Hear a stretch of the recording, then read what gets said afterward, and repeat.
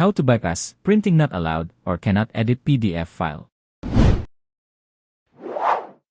In this tutorial, we are going to solve that this document is restricted or has limited access to some features message when you open PDF file.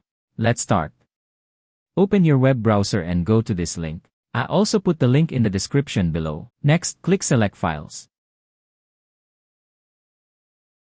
Browse the PDF file that you wanted to remove the security or protection. When done, click Convert.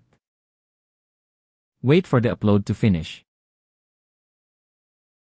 Wait for the conversion to finish. When done, your converted PDF file will download automatically. Let's open the protected PDF file.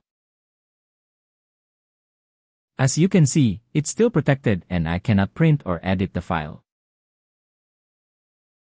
Next, open the downloaded converted PDF file. The PDF file is now free of any protection and I can print it. I can also freely edit or add any text that I wanted. Thank you for watching. Do not forget to like and subscribe. Thank you.